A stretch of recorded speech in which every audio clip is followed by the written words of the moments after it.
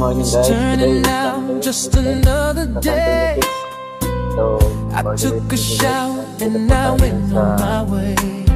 I stopped there as usual, had a coffee and pie. When I turned to leave, I couldn't believe my eyes. Standing there, I didn't know what to say. Without one touch, we stood there face to ito po pala yung dalang ating motor guys.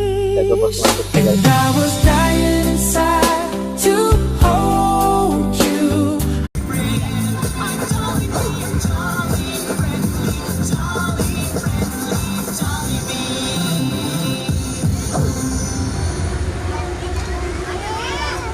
Uy, tawag na kayo. Anong gagawin niyo dito? Nagyayaya ang ngiti, di na nga mapakali.